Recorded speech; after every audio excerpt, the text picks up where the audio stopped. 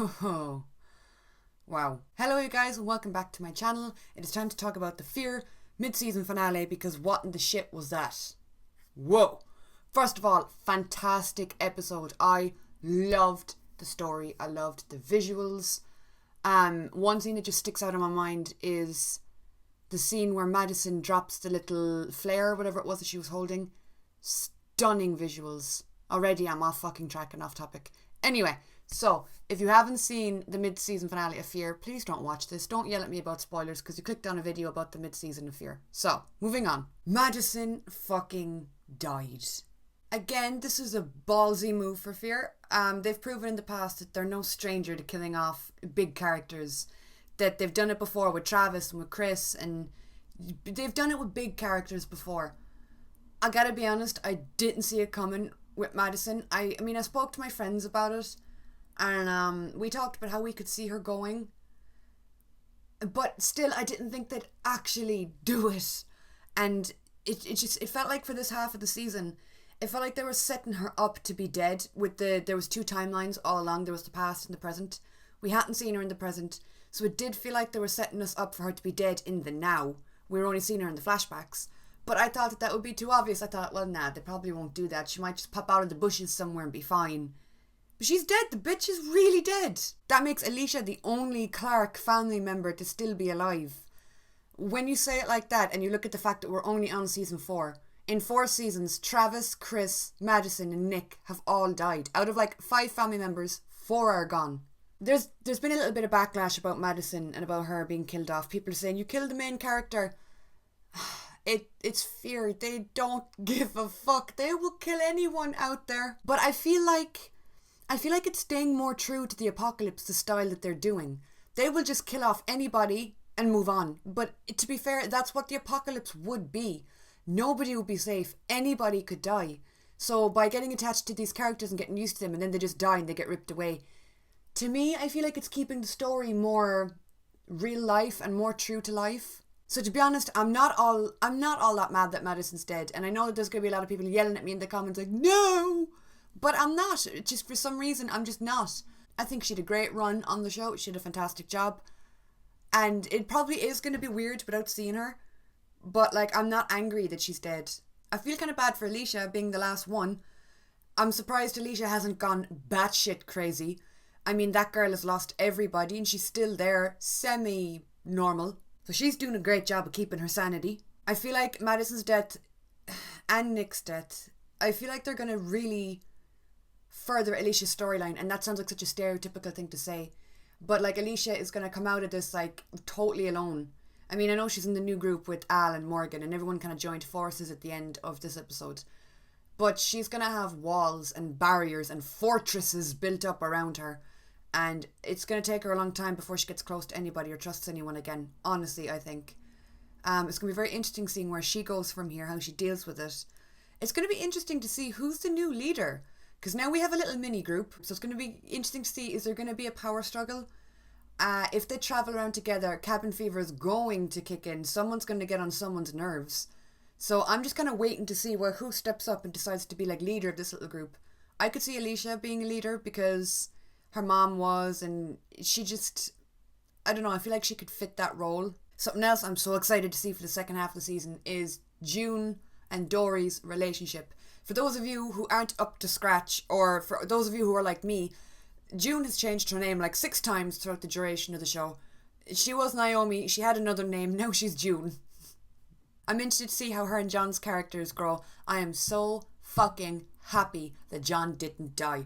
I think I speak for a lot of viewers when I say he is such a gorgeous character. He's fantastically written. He's loving. He's a big old softy. He's just easy to love as a character. So I'm so happy they didn't kill him off. That being said, he's gonna die sometime because it's Fear. So for now, I'm happy he's alive. Although in the mid-season, they got me so many times I thought John was dead. There was that scene where I think it's Al goes back into the car and he's just lying there staring off into space, and I was like, did he just die? Strand is another one that I'm like, ooh, because Strand was gonna leave them. Strand was like, he had a getaway car, he had everything planned, but he didn't, and he saved Alicia, and that's how his hand got all burnt. So I'm like, because of Strand's relationship with Madison, Is he gonna kind of take on the father role for Alicia? Is he gonna be someone that's gonna be there for her no matter what? Is he gonna mind her? Because he was kind of close friends with Madison. So I could see that happening. So I'm looking forward to seeing Stran's relationship with Alicia blossom a little bit as well. Morgan, another fireball of a character in the mid-season. Whoa, he stopped Alicia from killing June. Wow, fair fucks to him because Alicia had madness, crazy bitch in her eyes. And Morgan got through to her. He broke that down, made her see like it doesn't have to be this way and this isn't what your mom wanted for you. That was kind of Madison's whole reason for dying. In a way, Madison's death kind of reminded me of Carl's death because Madison died and her kind of thought process was, well, you don't need to lose yourself in this world. We can come back from this. We can be okay. You can keep your humanity. And that little child that you were years back and like nursing the bird back to health, you can still be that person. She showed that by dying. The same way Carl's death was like a wake-up call for Rick with the whole we don't need to fight, we can all get along. There was parallels there that really stood out to me. But yeah, I think Morgan and Alicia's relationship is probably going to blossom as well. I feel like he might be her moral compass for a little bit. He might be somebody that she goes to just to kind of vent and to rant because Morgan gets it. Morgan has lost people. He's been in that crazy place. He's run away physically and mentally. So I feel like if anybody's going to understand Alicia and what she's going through, it should be Morgan. That being said, Morgan left The Walking Dead, or he left Rick's group because he didn't want to be close to people. He didn't want to be in with people. He left, ran across the country and just did the exact same thing with a different group. So I'm like, you're going to go back to The Walking Dead now? Are you going to be like, no, I'm good. I'm okay with making friends now. Rick, knock knock, I'm back. I really enjoyed Mel's character too, and I'm going to miss him. I feel like he was a really good villain. He was interesting, he was weird, he was quirky, he was a very strange dresser.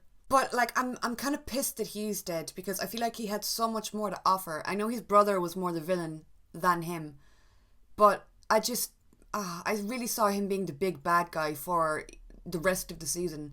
Now he's gone and it's like, well, fuck. I really loved this season so far.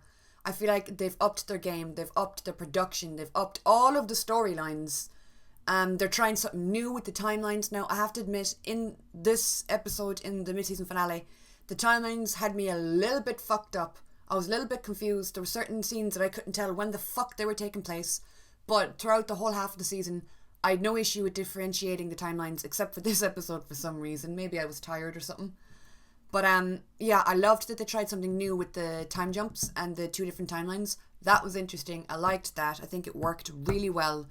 It was a faster way of explaining the storyline rather than giving each storyline its own episode, if you get what I mean. So I loved that. I felt like that worked really well. Yeah, I just, all in all, loving this half of the season. Super excited for the second half.